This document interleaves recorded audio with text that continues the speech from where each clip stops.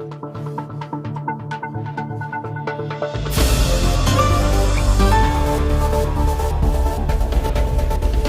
clip in question from the Recount. That organization, the Recount. The Recount. Viral video from the Recount. And the Recount did actually a pretty great job. The Recount. B-Town? The Recount. Oh, the Recount.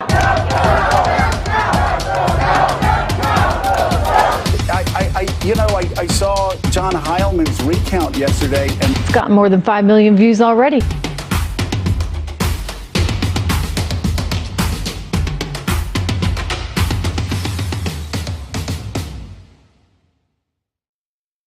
The Recount. The Recount. Good for them.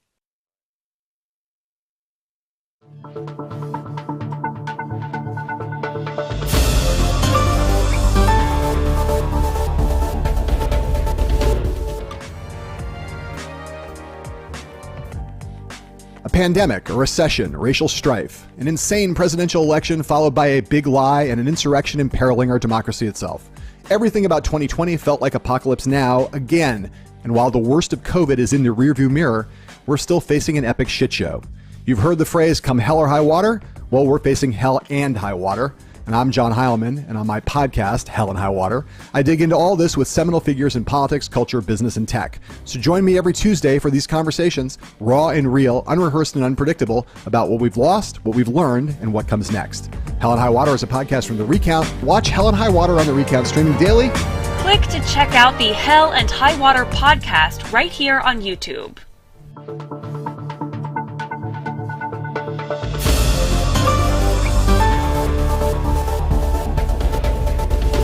Gruden is totally wrong. He deserves to be kicked out, deserves to be fired for what happened with emails. But I also think that he is right, that what the NFL did here was basically try to use Gruden as a little bit of shield to distract people from what the real story is, which is what's going on with Washington and how the NFL was complicit in that. I don't know about you. I have a few friends. I know I'm as shocked as you, but I do have a few friends who don't really pay attention to this stuff, but know about the Gruden story. They don't even know about the Washington part of the story. They only know about Gruden. They only know about the terrible things that he said. That is exactly what Goodell wanted to happen. That's exactly why it worked. And so Gruden, I think, in his emotional blitz, is basically striking back against something that he is wrong about, but also right about.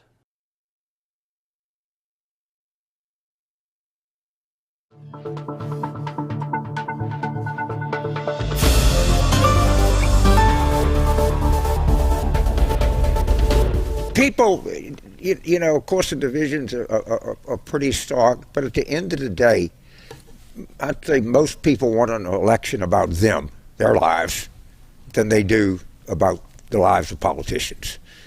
And I just remember with Bill Clinton in Kane, New Hampshire, said they want to make this about me and my problems, and I want to make this about you and your problems. And to the extent, I think that holds up well over a period of time. What do you think, Paul? Yeah, I think that's right. The most powerful message is still, he's one of us. She's one of us, right? I am you.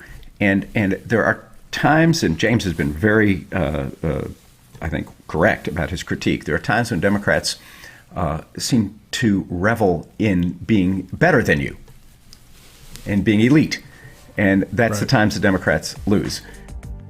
Thank you for watching. You can watch the full episode of Hell and High Water on The Recount, streaming daily, or listen to it wherever you get your podcasts.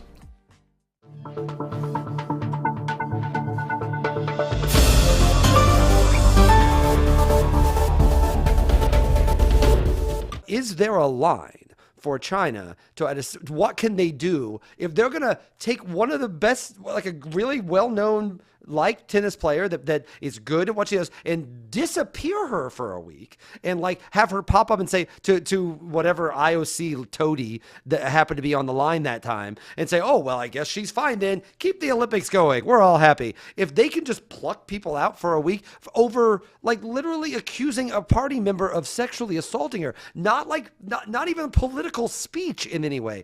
If they can do that, how much should we want to be in business with these people at all? And But they've been disappearing people. I hear what you're saying, and I definitely am concerned about how they're treating her. But I'm also concerned about how they're treating all the Muslims that are over there. And I'm also concerned about how they're treating children. And I'm also concerned about how they're treating the climate. And I'm also concerned about how they're treating people in the LGBTQ community. So there are a lot of issues with China. You're asking where is the line? And I'm saying I don't know if there is one. If there is, they've already crossed it, right? There is an onus on us culturally as a country that must accept that we have been complicit in a lot of the atrocities that we're accusing China of doing.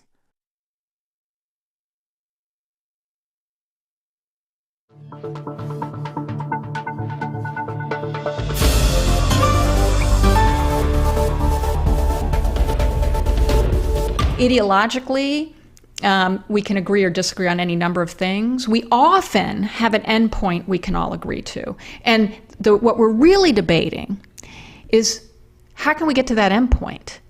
And I think that we have different belief systems about what gets us there, and but I find that if we're talking about the endpoint, people are safe in their communities, and safety means safe from crime and safe from police violence, which, by the way, is also a crime. That becomes a different conversation. So I think where I would say it is true that we sometimes in our politics across this country get so like, unless you use my words, you don't agree with me or you are not one of me. That's a problem for democracy, because it really has to be about what are the problems we're trying to solve and how are we solving them. So what I used to say to folks, I don't tell people whether to use language defund or not defund, because there are people who are using that language for a reason that's legitimate. Yeah. I'm going to talk about what I think we're trying to get to and how I think we get there. And I think that's better for a democratic discussion. Thank you for watching. You can watch the full episode of Hell and High Water on the Recount, streaming daily, or listen to it wherever you get your podcasts.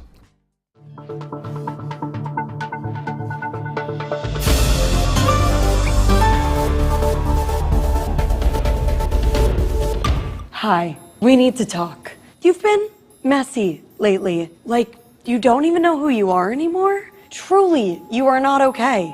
Yeah, I mean you, America. I'm Grace Weinstein from The Recount, and every week I'm going to be your guide to the good, the bad, the bullshit, and all the things you didn't know you need to know. We're talking where the House of Representatives meets the Hype House. That's a crime. Red carpet romps and last-second game-tying shots. Stick with us if you're not afraid to dream of things you've never seen, like fairy dust and unicorn urine. If you want to escape the planet, but not with these guys. If you're averse to the metaverse. If you want to check in on everywhere. From the Bronx to the beach. If you think about Beyonce as much as Tom Brady. Or if you're as concerned with the NBA's new balls. This basketball is literally the worst basketball ever. As you are with Nikki's cousin's friend's balls. Child. Anyway, so now that we're on the same page, we're gonna keep it real, we're gonna keep it cute, and we're gonna keep it moving on the things that really matter. Because honestly, I'm too busy to waste your time. So smash that subscribe button into the next dimension and meet me here every week on Snapchat to ask just one question: what the f***, America?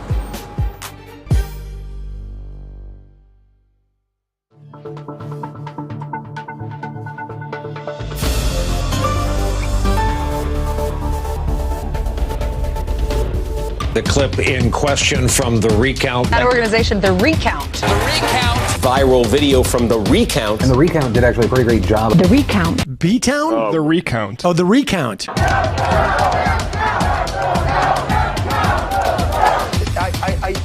I saw John Heilemann's Recount yesterday, and It's gotten more than 5 million views already.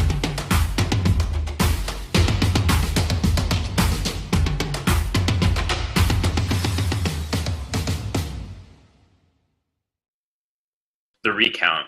The Recount. Good for them.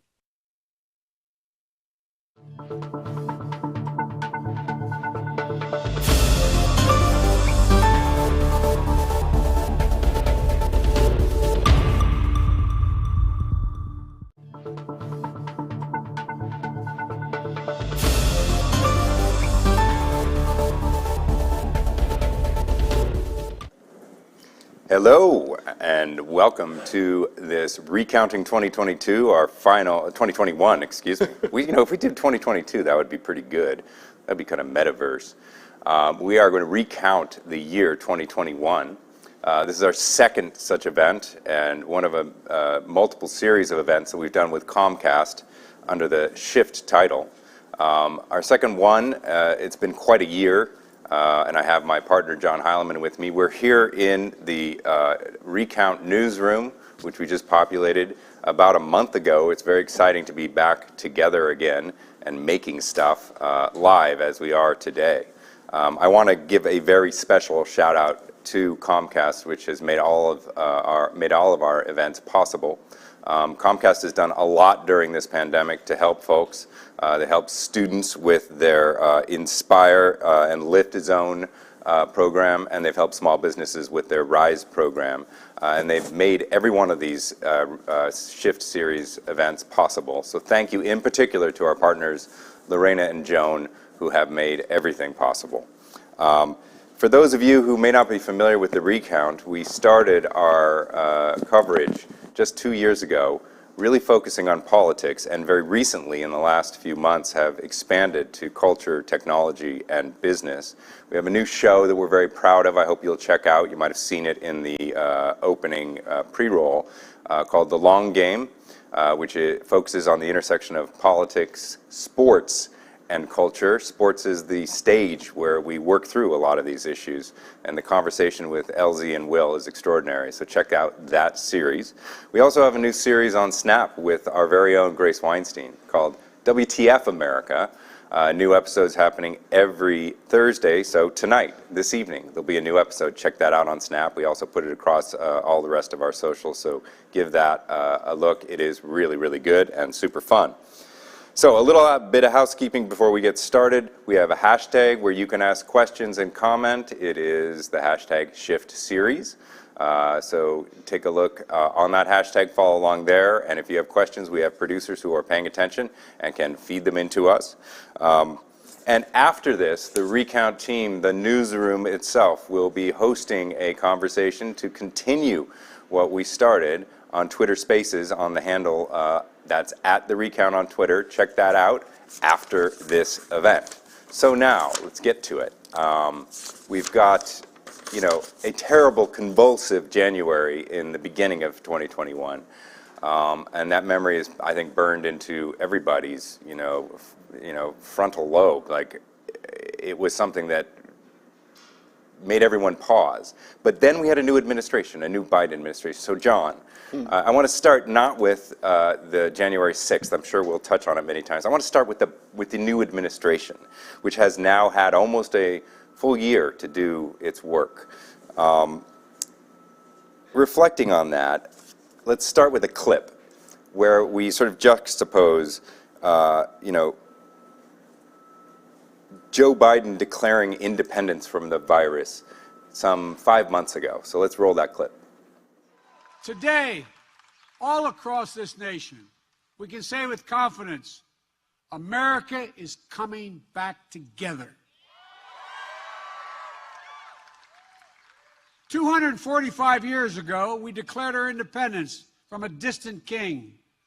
Today, we are closer than ever to declaring our independence from a deadly virus. That's not to say the battle against COVID-19 is over. We've got a lot more work to do. A lot of work to do. And then Delta. And now Omicron.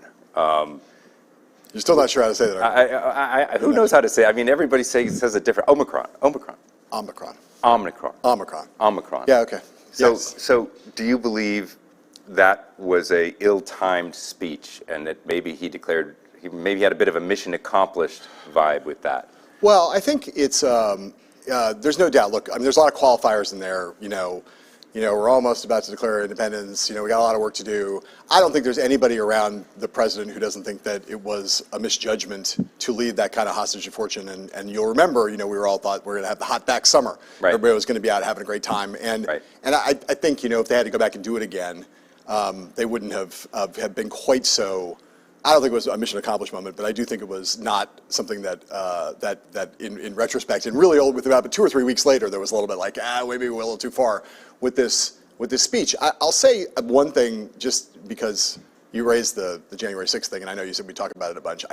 Well, as we talk about Biden, I think you can't overstate the degree to which any analysis you do on the president and his performance and the politics of his performance over the course of the last year has been overshadowed not by the event itself, not by the mob at the Capitol, but by the after effects of that, which, you know, in a moment when a lot of people were, as you said, sort of stunned by what they were seeing on television, you know, we now know a lot more about that. We know about the president of the United States at the time, Donald Trump, trying to engineer a coup in the country and trying to overthrow the results of a legitimate election that even his own attorney general, a very partisan attorney general, Bill Barr, had said there is no voter fraud out there in the country, and we had court cases after court cases, and there was none. And the overhang of that has been an ex-president who has been, even not on Twitter, even not on Facebook, has continued to maintain an extraordinary amount of power over the opposition party, is in the process of purging the opposition party, his party, of dissenters, of making a fealty to the notion that the election was illegitimate, an article of faith in the Republican Party, and doing things to try to set himself up to pervert the democratic process in the future. And for Joe Biden, like, there's never been a president who's had anything like that. Yeah. There's never been a president ever, not just in the modern era, who's had to deal with the fact that tens of millions of Americans have been convinced now that he shouldn't be there, that he's usurped his predecessor in Donald Trump. And that makes governing hard, it makes politics hard, it makes dealing with the opposition party. Joe Biden wanted to work with Republicans to some extent. To have a Republican Party where you have to say that Joe Biden's illegitimate to get Donald Trump's support makes it very difficult to do bipartisan business. Getting back to the COVID thing, you know, I think it's right to say that, you know, it's unfair that presidents bear, in the same way that presidents get more credit than they deserve when the economy goes up and get more blame than they deserve when the economy goes down.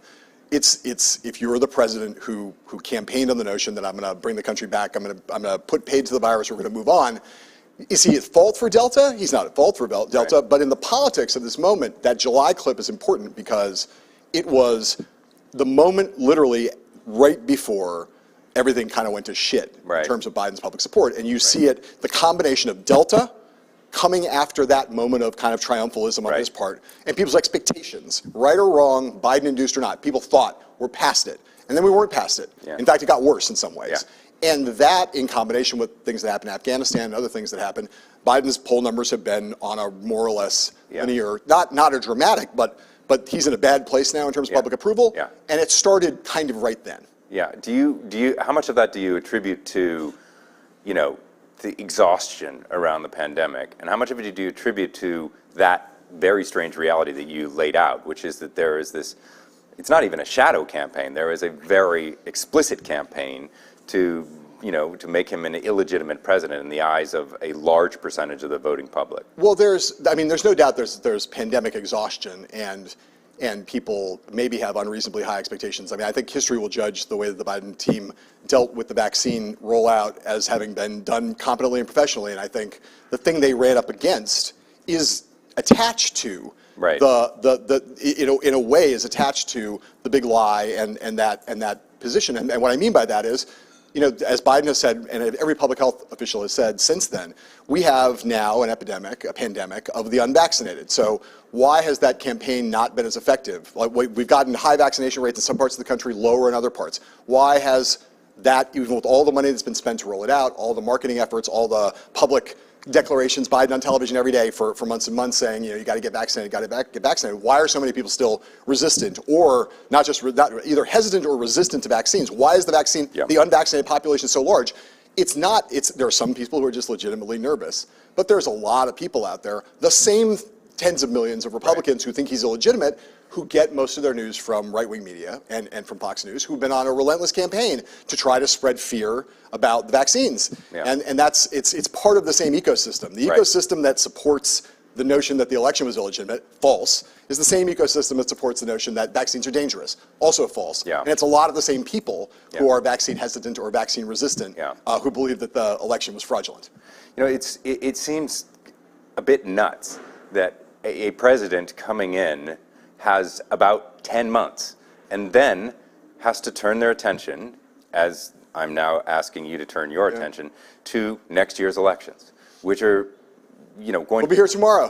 we'll be recounting them any day. Any day now, because the midterm elections are obviously crucial, and they don't seem to be shaping up well for the Democrats. Can you comment on that? Well, there's been no doubt. There's no doubt that the window is two. You think you're a president, you're going to get 4 years. You don't get 4 years. You might get 2 years. You might get a year. To get big stuff done, right? Right. When Obama passed the Affordable Care Act in April or March of 2010, that was like people were worried that they were getting way too late in the year. So there's a reason why the Biden people have pushed so hard to pass first the first multi-trillion-dollar thing was the COVID relief, and then to pass infrastructure, and now to try to pass Build Back Better. They're like, we have a year to get this done, because the members of Congress, not because of them, the members of Congress start to turn their attention to re-election, and they start to realize that all these votes for multi-trillion-dollar packages are harder votes the closer you get to Election Day.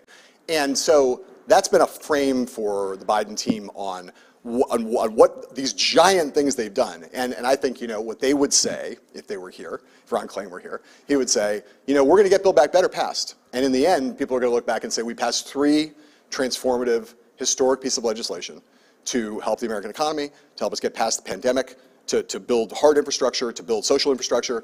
And in the end, when people start to feel those policies come into play, they will work to our benefit politically. Right. I think if you talk to every Democratic pollster strategist that I know, they're all terrified about what's going to happen in the midterms, and they all look at the fact that those things they approve of those policies, and the country approves of those policies, and yet the reality is the president's sitting at 41, 42, 43% approval, which is historically, in increasingly nationalized elections, the midterms kind of rise. Democrats will rise and fall with Joe Biden. They have a very slender majority, slender majority.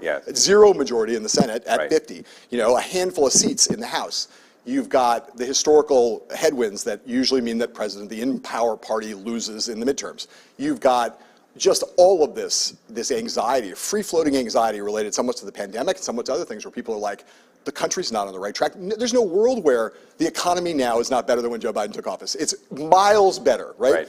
And yet people are terrified. There are people who look negatively on the economy. Well, why isn't he getting credit for that? It's a good question, and I think one of the things is that that people have successfully there are problems in the economy, right? And so, when when I'm out in the country doing the circus or whatever and talking to people, you hear people talk a lot about there'll be people who hate this reality, but it's just the truth. Inflation is a terrible thing for people politically. It's historically in other countries everywhere. High inflation rates, rising cost of living on basic things. Your eggs and your cheese and your gas, and what does it cost to basically just live your life? When people start to feel that bite, they get depressed about the economy, even if there are more, the unemployment rate ticks up, ticks down. There are more job creation numbers are up.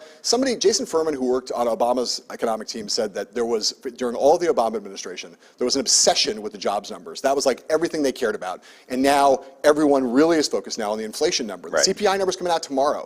And if that number ticks up, there's going to be another wave of panic. And it's not, I'm telling, people can say it's transitory. It might be.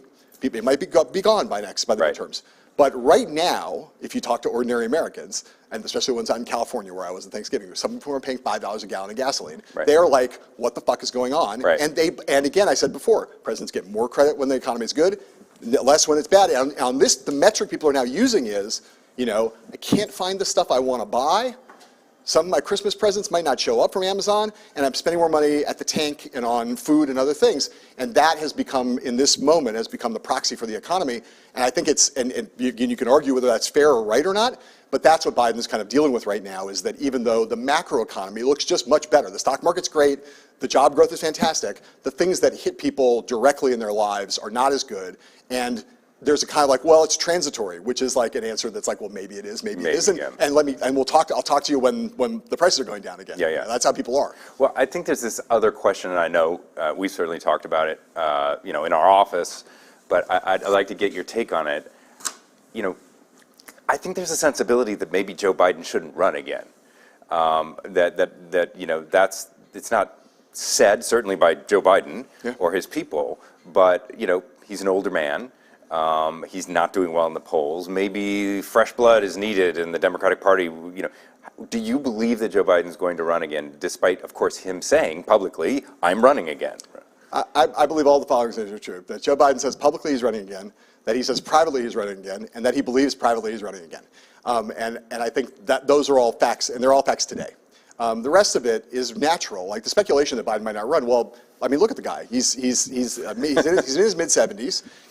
He'd be running for re-election closer to 80. He's not. The nice way to say it. You've known him for a very long time. Yeah, I mean, the nice way to say it is like the guy. He's lost a few miles an hour off his fastball. And again, I will say, if you go around the country, there's obviously this right-wing thing, which is he's senile. And they mess with the video and they make him look terrible.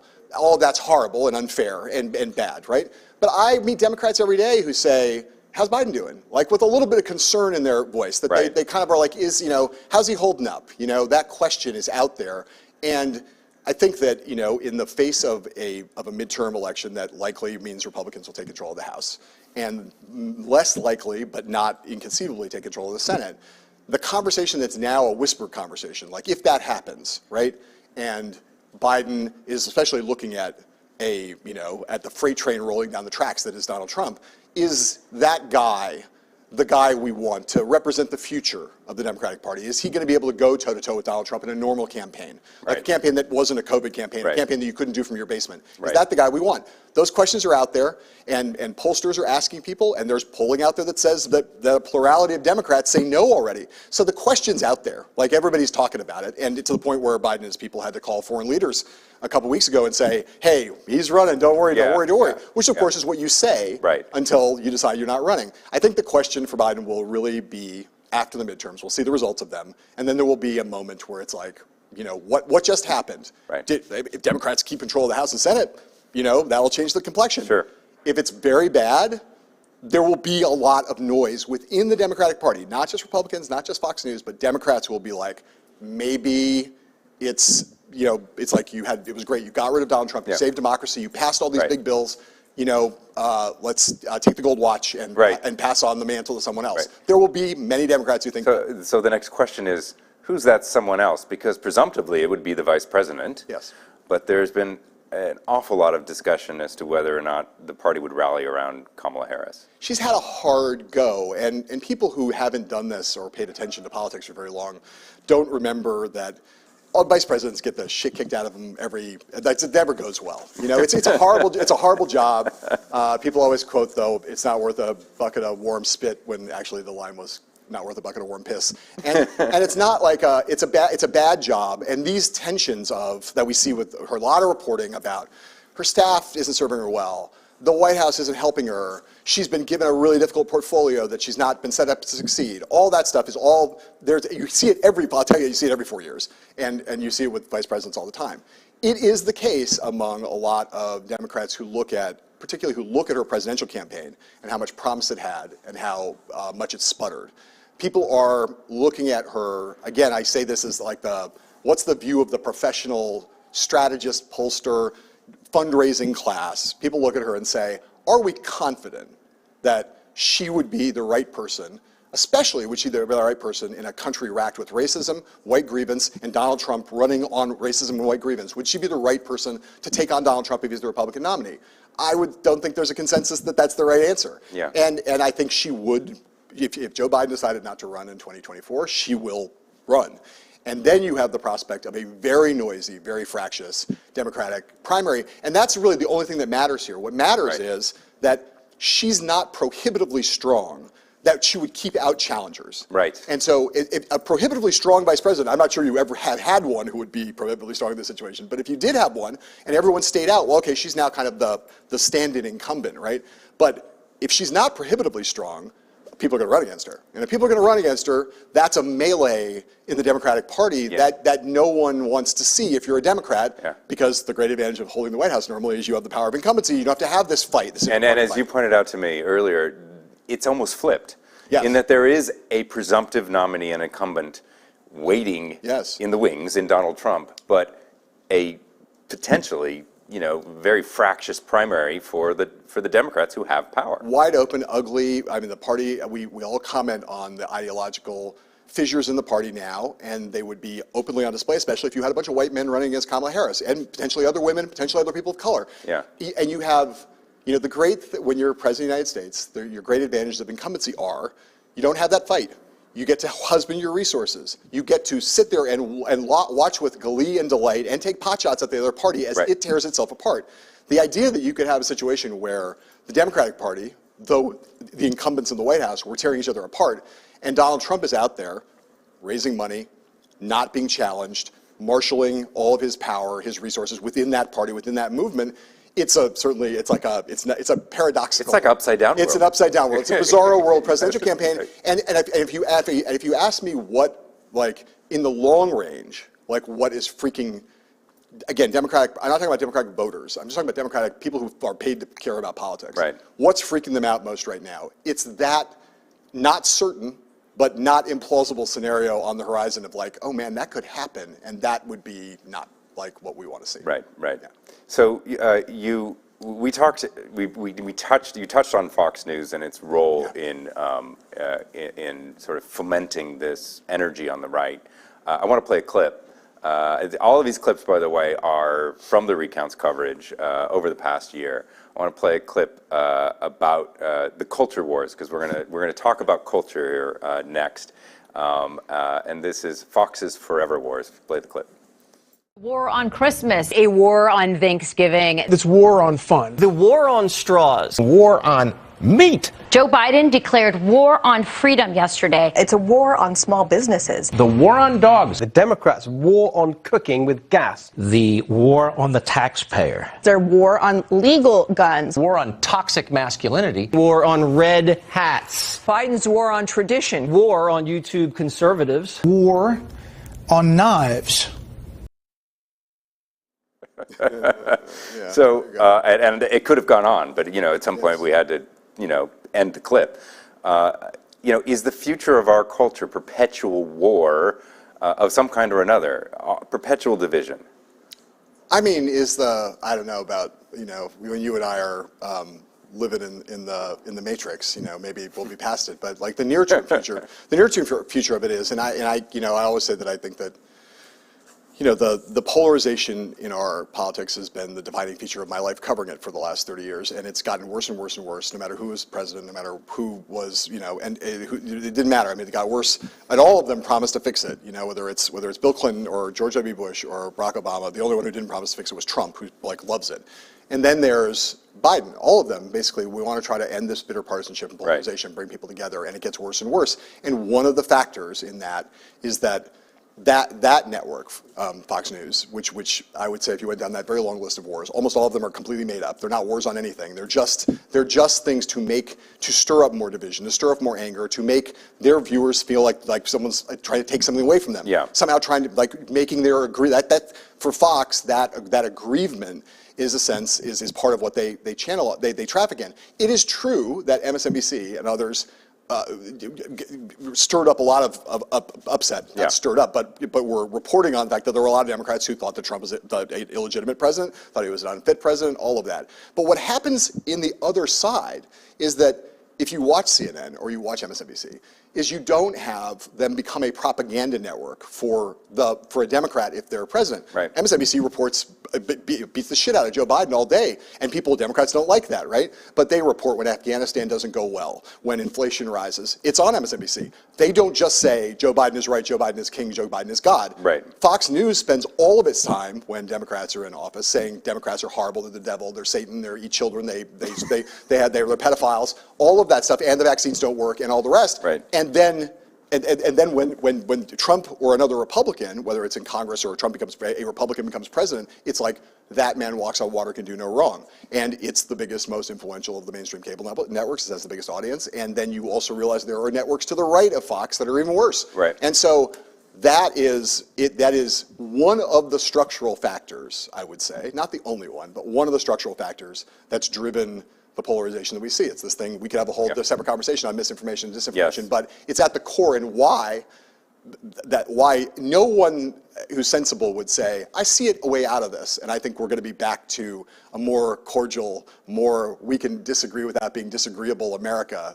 anytime soon. Yeah, and a vector for that is what we touched on before, which is the anti-vax sentiment, which I think has become a cultural touchstone for this division on display, if you will. And there was quite a moment recently with a football player from my university, a quarterback, Aaron Rodgers. Pride of Chico, California. Yes, right, the Pride of Chico, California. I cheered for him in many a stadium, but not when I saw this clip, so let's roll it. I consulted with a now good friend of mine, Joe Rogan, after he got COVID, and I've been doing a lot of the stuff that he recommended in his podcasts and, on the phone to me, and I'm going to have the best immunity possible now, based on the 2.5 million person study from Israel, that people who get COVID and recover have the most robust immunity. And I'm thankful for people like Joe stepping up and using their voice. So, we have this great new podcast with LZ and Will, The Long Game. They chopped this up. But I'm curious, the role of sports in sort of culture working out some of these issues. Why is it that the anti-vax movement and sports seems to have collided with Kyrie Irving and many others? What is it about sports that gives it so much resonance? Look, I think it's part of a larger thing, right? The idea that sports is, so much as Will and LZ talk about all the time, it's so much the stage, I think, for, you can see all of our political, cultural, gender, business conflicts played out in that arena, because it is like the national religion in some ways, is some form of sports, whether it's the NFL or the NBA or whatever. So like the idea that sports would not become infected with some of this culture war that's become a culture war in the middle of a pandemic, and that they wouldn't be infected, and that you wouldn't, somewhere along the line, you were going to see it, right? And so I don't think people expected that of Aaron Rodgers, and God knows, I'll tell you right now, the day that I tell you that I'm taking medical advice from Joe Rogan is the day I want you to shoot me. But Kyrie, other people, right? It tells you about this thing that is really one of the most extraordinary cultural phenomenon of my career in covering anything, which is the thing that never would have happened ever before. I mean, really, you can't find an example of American society where basically a science public health issue has become a perfect proxy for the political divisions in the country between red and blue America. And the crazy thing is, as you know from having lived in Northern California for a long time, it used to be the anti-vax movement was a movement of the kind of granola-eating left, and rich white people up in Northern California who would say, had these who were worried about the pharma, who were worried about big pharma, that they were going to try to poison our kids, and they didn't need smallpox vaccines. And so you see outbreaks in schools in Northern California. The fact that it became, I think, mostly through the agency of Donald Trump, and then all of his enablers on the right, that it became a badge of honor to be maskless and to be anti-vax in large parts of red America is really like, I mean, there's a PhD dissertation to be written about it, or a great book, and it's a phenomenal thing. And the last thing we expected, I think, when the pandemic broke out was that you thought this will be the one place where we won't have a culture war. Like, everyone just wants to be healthy, right? Yeah. Turns out we have a culture war there. Yeah. And we have it in the areas where you might expect it. I mean, critical race theory, which I'm still not sure is well defined. Abortion, you and me both. Right. And all of this is broken out into culture. I mean, Dave Chappelle, right? What is it about? Is this a temporary moment, do you think, or are we now in an era where entertainers are expected to be our leaders as it relates to thinking about some of these issues? Well, I think it's just that. Look, I mean, first of all, the red and blue Republican-Democrat divide is a dynamic driven to some extent by, and to a large extent I would say, by education and class, right? The Republican Party's transformation into being a working class white party is again one of the big things that's happened in our politics over time, and it's really vividly on display now. So, it's always, culture issues have played in our politics for a long time. Right. People have tried to exploit them for a long time. But the fact is that, like, in this very combustible environment we live in now, where we talked about the information spheres, right? People just do not. It's like this. They largely don't share a common set of facts because of what they read and listen to and watch. We've talked about Fox News and the right there, but we can also take this conversation to Facebook. We're going to talk about that in a minute. Yeah. But like people getting their news from Facebook, which allows people to build their hermetically sealed environments where they hear only what they agree with and they believe already. You know, the other side. It's an environment where cultural issues are combustible. And if you take the way that the right a lot of the right is driven by the sense that they're taking my country away from me. They're doing, we want to go back to an older America, which was a whiter America, which was all of that. That's that sense of grievance and loss, you know, whether it's great replacement theory or other things. There's this sense of like, in some cases, armed resistance. And then you have an enormously culturally powerful, if not vast in number, the voice of what people call the woke left, right? Where there's this, in our cultural institutions, that is amplified in a very loud way. And it's created this very nasty kind of feedback cycle. Whatever you think of whether wokeism is a real thing or not, there are a lot of people who look at what they think as being demands like, for example, defund the police. Right. A thing that most people who actually advocated for it didn't actually want to defund the police. Right. They wanted to do something else. They wanted to reform policing. But the language was provocative, and it sparked a greater degree of this kind of perpetual outrage cycle going back and forth between both sides. The people in these camps don't live in the same world. Right. And so we see in our culture, every place, you know, you look at Chappelle, you know, there are way more people, just as a numerical fact. You know, Dave Chappelle is like making money now off of claiming the fact that he's been canceled. And yet he's going to headline the Netflix comedy special. Right. And he's still getting paid tens of millions of dollars, and he still goes around and plays sold out arenas. Right. But apparently he's canceled. Has he been canceled? He hasn't been canceled in any meaningful way that I understand. So is that a real thing? Well, there are a lot of Netflix employees who are really upset about the last Chappelle special.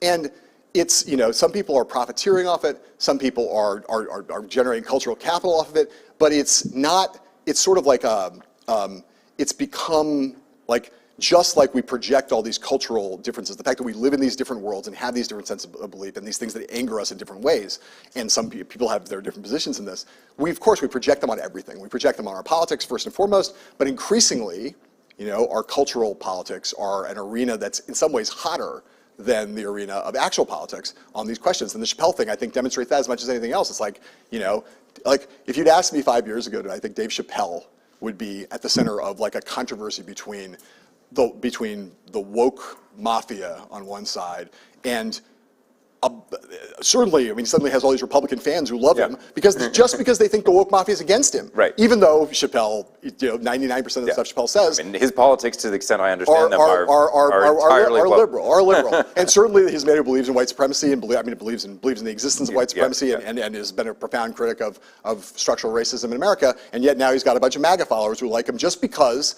he pissed off transgender employees at Netflix. Right. They're all now on his side. It's a crazy fucking time. Yes. I couldn't agree more. Now, you name check Facebook. I did. AKA Meta. Yeah. And that's an area that I'd like to explore a little bit. Big tech. If there's anything, because I was just thinking as you were speaking, what can we agree on? And it seems like there is one thing that the left and the right can agree on, which is they want to beat up big tech. Yeah. And as someone who has been, you know, beating up big tech for about 15 years, personally, writing about it, complaining about it, you know, starting businesses, trying to, you know, rail at that particular, problem. They agree. They agree for different reasons, the left and the right. Yeah, for sure. But they agree. And I'm curious about, you know, your point of view as it relates to big tech. Do you think that big tech has a role to play in bringing us together? Or has it been a net negative in our society? Well, I'd say you have more to say about this than me, and I want to ask you some questions about this topic in general, because you've thought about it more seriously and longer than I have, and it's in your wheelhouse. But you know, it is the case that it's generally a dangerous place to be in the realm of regulation, at least in Washington, and what politics can do to these companies. It is a bad place to be when you're in a place where no one's really defending you, and that's the place where Facebook is, where Twitter is, where all the sub-brands associated. Like if you're big tech right now, there's not very many people rising to your defense on the left or the right for different reasons that you said a second ago. I think the other thing that's true about Facebook is I'm interested in all of the bad actor scandals, but you know, on some level, like the Facebook papers and all that stuff, and Frances Hogg, whatever her name is, however you pronounce her name. But the thing that I think is I look at Facebook as just, as this giant machine for accumulating information about all of us. Like, what do we want? And they just want to shovel the stuff that you want as fast as you possible. Know as much about you as they can, and then satisfy what you want to see. Show you what you want to see. Give you what you want to read. That's just like it's the ultimate, in some ways, the ultimate instantiation of modern capitalism. I just want to shove it to you, better, faster, cheaper, as more, and shove it down your throat, right? And what's that machine basically learned? It learns that it's learned that there's a giant appetite in the country. It's kind of learned what Fox learned. Well, it's learned there's a giant appetite in the country for people that want to hate each other, want to fight, and want to scream at each other, and they don't want to come together. They're in the business not of helping civic discourse. I don't think they've helped civic discourse at all. I think they've become the biggest platform for conspiracy theories in the known universe, and I think it's terrible. And terrible for our country, terrible for democracy, terrible for social and cultural cohesion. But it's also, in some ways, I don't mean not their fault exactly, but it's in some ways a reflection of what they do, is that they are more of a mirror, they're more of a mirror on our society, and they then have obviously accelerated, but man, it's like they give the people what they want, and what they want is to hate each other, or at least a lot of them do. Yeah. I couldn't agree more. I wrote about this 10 years ago. It's like Facebook is sort of an inevitability. It's like end stage capitalism, if you will. Like when you know this much and you have the ability to drive people to a particular end, and that end is driven by a business model of attention and advertising, you get what you get. Which is, I think, one of the reasons you see the rise of some of of what has broadly been called Web3 and the crypto movement, which is an attempt to respond to that. Yeah. Well, just talk about like let's play a little Zuckerberg here. Yeah, let's do that. Let's we've got a great clip of you made a meta joke earlier. I did make a meta joke. Yeah. So here we have a clip of kind of Facebook's biggest news of the year, which is Facebook changing its name to Meta. And then maybe we'll discuss what's that all about. To reflect who we are and what we hope to build, I am proud to announce that starting today, our company is now Meta. Our mission remains the same. It's still about bringing people together. Our apps and their brands, they're not changing either. And we are still the company that designs technology around people. Now we have a new North Star to help bring the metaverse to life. So let's start by exploring what different kinds of metaverse experiences could feel like, starting with the most important experience of all, connecting with people.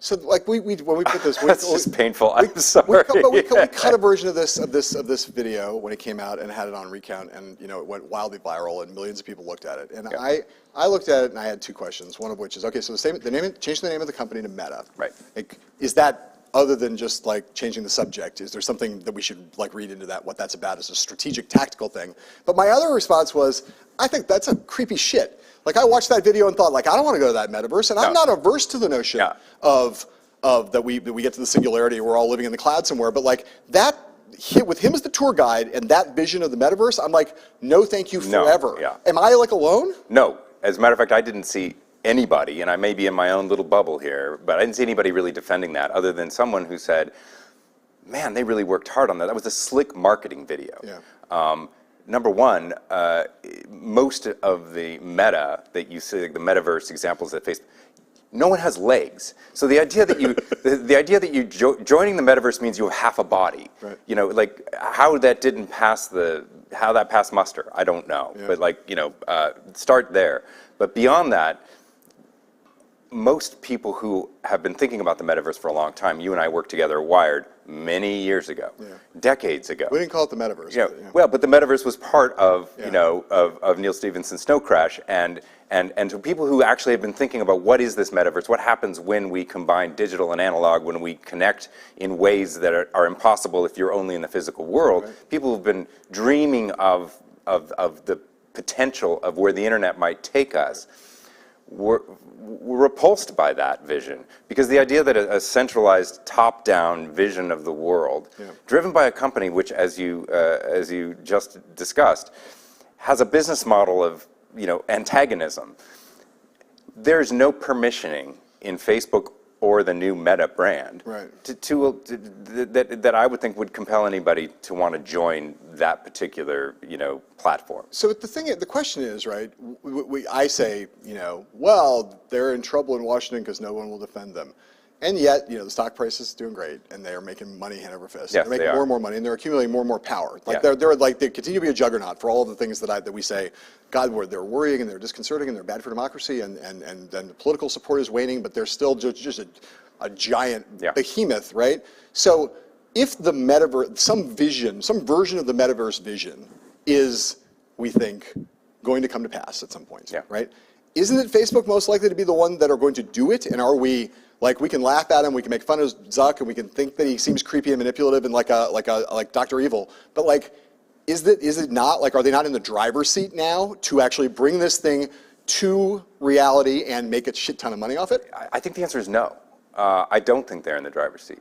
The companies that already had called themselves metaverse companies are companies that have a user base that's younger than my kids. They're 8 to 13 years old. They're companies like Roblox with tens of millions, if not hundreds of millions of people who use them all day long. I do not believe any more than Yahoo was going to be the future of the internet in 2001 that Facebook's going to be the future in 2031. But they'll be around, they'll be big, they'll keep coasting on that massive advertising business model. But no, I don't think they're in the driver's seat at all. So the other big story in tech of the year, which has huge policy implications, but also just huge financial implications potentially, has been this crypto boom. And we've seen what's happened with crypto prices over the course of the year. There are a lot of people, a lot of new crypto millionaires, some millionaires, billionaires, yeah. And the crypto whales are driving whole segments of the economy. We had the NFT boom. Earlier at the beginning of the year, and there are people who over the course of this year bought some shit that I looked at and thought, oh, there's some monkey on this thing, and it's a monkey with some pixels, and it's a GIF, and this thing is now worth $4.7 million in theory somewhere. I read things on Twitter every day about, 384 billion, yuan worth of crypto tokens have been exchanged just in the last day. Right. And I look at it all and go, is this all just fucking just made up vaporware, or is there something real going on here, or both? Yeah, I think it's both.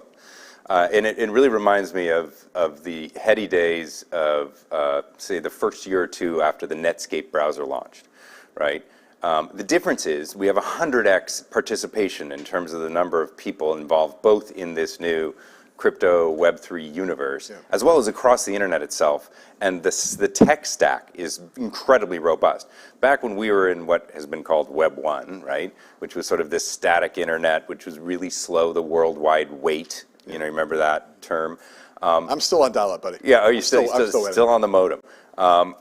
There was almost identical behaviors. There was this, this incredible optimism, fleets of hucksters, looking to push scams across the internet. All of those behaviors are now amplified. However, it turns out that internet thing was a pretty big deal, and created an extraordinary amount of economic benefit and wealth and new opportunity. I think the same thing is true again. And I think if you look underneath what crypto really is, it is an attempt, and a very serious one, both from a technical architecture stance as well as policy and governance, to address the issues that we just discussed around Facebook, which is the centralized sort of advertising-driven model. And I believe that personally, I'm not entirely red-pilled, as the saying goes. But I very much believe that this is a big deal on the level of the internet itself. And you just mentioned a thing in your answer to this question. You used a phrase that gave me the chills, or made me nauseous. You said Web 3.0. I did. Web 3.0, you said it. Back in the day, once upon a time, there was Web 1.0, though we didn't actually call it that. No one ever called it that. But then Web 2.0 came along, and there was a conference, and people, Web 2.0. And that was sort of a real thing.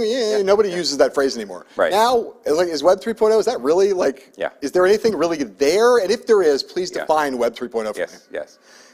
So I define Web3 as the next phase of the internet that if we look back historically, we will see very specific structural changes to the architecture of both the tech stack and the assumptions of the models underneath it, the policy models, governance models, the business models. And to me, that's what Web3 is. It's a distinct phase of how the internet's rolling out and being used by people. And if Web 1 was sort of this optimistic, decentralized mess, right, with no interaction and it's known as stateless. There's no state, you can't take data. Web 2 was, let's create a state where you can take data so I know who you are and I can give you stuff, like, enraging Facebook posts, for example, right? Web 3 is now take all of that information and all of that technology stack and put that power back into the hands of a decentralized model. That's the essence of Web3 is decentralization. A corollary and very important part is composability, which is the ability to do stuff with that as an individual or as a group of individuals who choose to do things together. Now, it's as messy and difficult to do that now using Web3 technologies as it was in '93 if you wanted to put a web page up. You had to learn how to code, you had to learn a bunch of obscure commands and protocols. That's true now. But those investing in the space now, and by the way, I've never seen an explosion in investment like I'm seeing right now in crypto and Web3. Those investing in the space think it's going to come much more rapidly than the 15 years or so it took to go from Web 1 to Web 2. Yeah, well, okay. But it's good to be skeptical. It's very good it's good to be skeptical. I'm pro skepticism. So we have to move on because we're almost out of time. I'm going to check the time here and make sure that we don't. We have to get to a lot more here. And one of the things we need to get to is the economy itself. We touched on this at the top, but I want to dig in a bit more. It seems the economy might be edging out of the pandemic.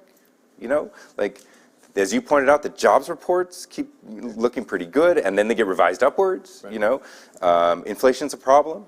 Yeah. But in the epic, historic struggle between labor and capital, it seems that labor has been, sort of marking a few wins. Yeah. But there's definitely conflicting views of what is going on in the economy. So we cut some clip here with the Republicans and the Democrats talking about the economy. Let's take a look. When you drive away today, stop at the next gas station and take a picture of what gasoline costs. Then come back and ask that same question in 8 months. When you're paying more, and if they raise taxes, that you have less to give, and your energy costs are higher, none of the economics of Joe Biden's add up. These are job-killing ideas that he has now put into work that we have to stop. Our economy is on the move. This morning, we learned that in October, our economy created 531,000 jobs, well above expectations. We also learned that job growth over the prior 2 months, August and September, was nearly 250,000 more jobs than previously thought. So we talked about this earlier, right? It's like, that is the argument we're going to hear over the next year, heading into the midterms, right? The Democrats are loving the jobs numbers, rightly so. The stock market is still strong, and that's always a good thing for any president in office. Kevin McCarthy is going to focus on the stuff doesn't look that great right now, and we'll see what happens with inflation in the supply chain. But when I see all these politicians posturing around this and making those arguments that are wholly predictable, right? In these instances, I look to actual business people and say, you guys are actually out there creating jobs, dealing with if there are supply chain issues or inflation or currency markets or whatever.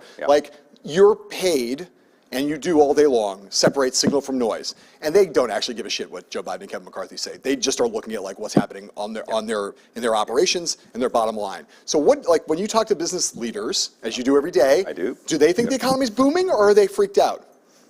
Yes. And I actually spent a lot of time talking to folks in large companies over the past year. Both on behalf of the Recount, but also just because I'm kind of interested in that, right? And what I hear there's kind of two big things that they are very concerned about. One is retaining their workforce. Yeah. The pandemic has been really unsettling for people who manage a lot of people. Yep. Number one, it's very hard to hire people. Number two, now they have to coddle them. You know, they have to figure out how to make them happy at home, or if they have to come into a factory, they have to figure out, you know, expensive new protocols and procedures, and then they have to figure out how to pass those costs on, or to pass those costs on to the end consumer. Right? If you're a big CPG company and all of a sudden you have a 15% increase in your cost of manufacturing because your workforce needs PPE and a raise and time off, right? The expectation of workers has changed, and there is a terror in corporate America about, I'm going to lose my best people.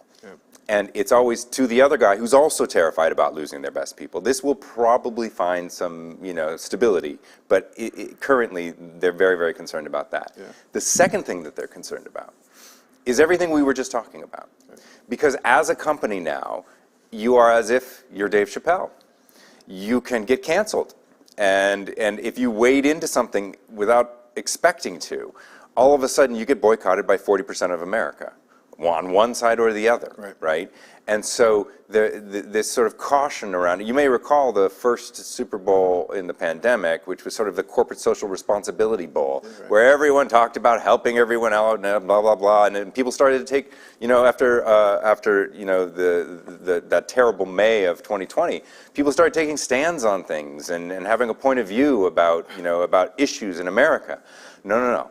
After a year of watching, you know, America rip itself apart, corporate leaders are very concerned about how do I, you know, walk the line. And my customers are both sides, and now I have to take a point of view, and I might do something that I might have a misstep. So that's a big concern of corporate America. So that's the other thing I'll say, you know, just to pitch in on that, really, just one quick thing, which is like, you know, again, I go back to my inflation thing, which is like, I'll tell you right, in this city, if you go down and talk to Wall Street executives, people who are like running banks, you know, like, again, who care about like what's going on with inflation, there's a lot of them are very concerned that the thing is not going to be transitory and that we're on a bad long-term path. Right. And that, again, has huge political consequences, has major consequences in people's lives. Again, we'll see what happens, but I hear it every day. Here's my last question for you on this thing. I think we're going to go to Q&A in a second, but I do want to ask you this. We're sitting here in the Recount offices. You talked about coddling employees. All you Recount employees, if you're watching this right now, there will be no coddling at the Recount. You will be here, you'll be working hard, and you will be working with inspired, with a good attitude. There'll be a lot of gummy bears for you to eat. But my question for you is... But what kind of gummy bears? Oh, all kinds of gummy bears. We have the regular gummy bears, we have the Sour Patch gummy bears, and the THC/CBD gummy bears. We have them all on display. Here's my question, though, for you, which is like we've been dealing with this ourselves, right? Which is, when would we come into the office? When would we ask people to come back full-time? When would we ask them to come back part-time? You know, a lot of people changed their lives over the course of the last 2 years. And there was a lot of discussion in the pandemic of, we already had a trend towards more work from home, towards more location, working from remote. You know, as we sit here now, again, talking to business leaders, not just our views about what we're going to do here in this still mostly empty office, because we haven't yet brought people back full-time. What do you hear from business people in the city and elsewhere about what they think the future is? Like, hey, we're going to go back to normal, the before times.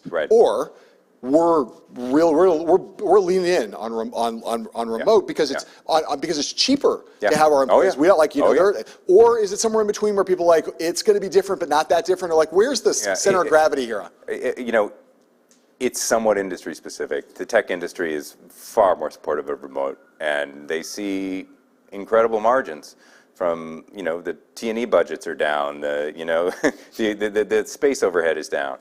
And Google just fell back again. And so there's this sort of falling back that you see in corporate behavior. But I just actually had a call this morning with about, I don't know, 30 or 40, you know, C-level Fortune 500 executives. And this question was asked of all of them. And the consensus was, we want to get back. Now, it's not going to be exactly the same. But there are mandates, vaccine mandates across, that was one of the questions that was asked on this meeting. The vaccine mandates were unanimous, number one. And these are very large, like beverage companies, CPG companies, and so on. And number two, there is an expectation that once we get our arms around, you know, this pandemic, that there will be workers returning. But the knowledge workers, the workers who can do their job from anywhere, that's going to be different than the workers who are lying. I mean, it's like, I just think that a lot of people, if we can get COVID under control, and by say under control, I don't mean it never goes away. It's not going to go away. Right. We're going to be getting shots forever for this. Right. Just like we get flu shots. Yeah, And other things. It's not a big deal. Everybody just get a shot. I think we can get it if we can get this thing under control. I think that not only are a lot of companies where collaboration is important. Yes. Like this one, people are going to want their employees to come back, and I think actually a lot of employees who just want to. They're going to get to the point where they're like, you know what? Like the office it was great to see we liked the office. The office was part of our social lives. We don't want to be isolated anymore. We want to go in and collaborate together, not because our bosses tell us to, but because it's actually not fun exactly, because a lot of people for work isn't fun, but it's their connection to the outside world. Their work is a second life for them, other than their home life, and they want to have that second life. Here's to that. Here, especially in, I don't know, news. Yes. I want everybody to come back. Yes, I miss everyone. I miss people. Come back, guys, please. Oh, yeah, that's how I feel too. Okay, a couple of audience questions, and then we're going to have to wrap. I'm going to direct this to you, John. Okay. Do you see any path to passage of the freedom to vote and Lewis bills? The two voting rights bills. Yeah. Yeah. I at the moment I see no passage no path to passage. Both of them would require becoming a filibuster in the Senate. And the Republicans are going to filibuster. Now, the question is there a way to to reform the filibuster or to change public sentiment and political sentiment enough to create this movement? And everybody says, you can't blame Joe Biden for this. It's the filibuster, Republican intransigence. I get the filibuster, and I get the Republican intransigence, but I'm a broken record on this. Joe Biden told us in June, whenever he gave his voting rights speech, he said, this is the new Jim Crow, these things that are being passed around the country. The new Jim Crow is an existential threat to democracy. If you believe that it's the new Jim Crow, as I do believe the thing I'm about to say, which is that these are not just the voter suppression laws, but the voter nullification laws, the voter subversion laws, the things about how corrupting the process of how votes are counted, whose vote gets ultimately tallied, who's in charge of all that, making that partisan, making it Trumpified. If you think that's an existential threat to American democracy, you should do more than give one big speech about it. I like Joe Biden's speech when he gave that speech. I'd like to give a speech like that every day. And I've seen presidents when they care about something. Like when Barack Obama wanted to pass the Affordable Care Act, he talked about it every day. Talked about it every day for 14 months. I think Joe Biden, I understand, he's got a lot on his plate, and the hurdles are high.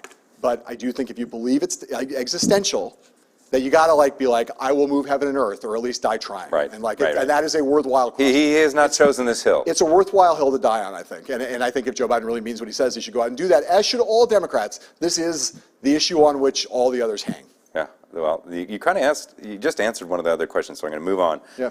Is there anything that could happen between now and 2023 and a half that could stop Donald Trump from coming back, other than, him getting hit by a bus or, I think I look at the legal stuff that's happening with Trump. The likelihood that Trump's going to end up in jail, I think, is very limited, is very small, if not zero. Mm-hmm. I think not zero, but pretty small. And the tax evasion charges are real, but they'll end up being a number. He'll have to pay a fine. I don't see Joe Biden. I just don't see Donald Trump behind bars. I think right now, if the election were held today, and it's not being held today, I think Donald Trump would run for the Republican nomination and wants to be president again, and really wants to avenge his loss, and really wants all those things. And he's driven by those animal psychological. Right. He wants to crush Joe Biden. He wants to crush Democrats. I think he wants to run. Do I think that health could get in the way? It could. Do I think there's any Republican right now who has, I think in a Donald Trump healthy scenario, Donald Trump running for re-election, is there any Republican right now who could beat Donald Trump? There is not. There's not even a client. Anybody who lives in the fantasy land that even some Republicans who would have a good chance of being the nominee, if not Donald Trump running, pick your Ron DeSantis or whatever. Right. If Trump is running, those people will not run. And then you're going to have people like Chris Christie running, and good luck. All right, let's close this up on a high note. High note, yeah. A high note. Oh, you got those. Yeah, I got the THC gummy bears. Okay, they're just kicking in. Oh, good. They're just kicking in. Well dosed. Yes. Timing is everything. What are you looking forward to next year? I'm looking forward to the thing we just talked about a second ago, which is I continue even with Omicron. Omicron. We're getting good. Right now, the data coming in, it's still a little too early to say, but it looks like the hospitalization rates in South Africa aren't that bad. It looks like the vaccines with the boosters are being able to fight this thing back. It doesn't look like a new Delta. I think if we stay on this path, and I'm not a scientist, and I'm not a doctor, and I don't play one on TV, but if we stay on this path, I think we could get around the corner on this thing, at least in a lot of America. And if we get around the corner, it means like that we could have this office filled up with our colleagues again and be able to be back to something that like remotely resembled normal. And I would like that. I'm an old-fashioned guy. I love our employees. I love the work we do, and I would love to be back here in this office making stuff together again. I think we do better work. That's the main thing I'm looking forward to. That's exactly how I would answer that question. So we can end on that note, because we agree. Let's do it. That's what I'm looking forward to in 2022. Death to the pandemic. Absolutely. I decree it now. So that does it for the event. We hope you enjoyed reliving 2021 with us, and hopefully you'll sleep well tonight. Thank you for joining us. Thank you to Comcast again for making all of this possible. It's really been a great partnership over almost 3 years now. But don't forget, even though this event is ending, you can join us on Twitter Spaces. Twitter Spaces, I never would have thought Twitter Spaces would have won out over the competition, but it looks like they're doing a good job, and we are testing it out today, so come join us on the Recount handle for a continuing conversation along the topic of Recounting 2021. And don't forget to check out our podcast, subscribe to our daily newsletter, and check us out across all the socials and on our own site, therecount.com. Again, thank you very much. Thank you, John. It's been fun. Always. All right. Let's do it again next year. Let's do it in 12 months. Then we can actually I think we'll have some things to talk about. We can actually recount 2022 at the end of 2022. Actually recount 22, maybe 23. Thank you.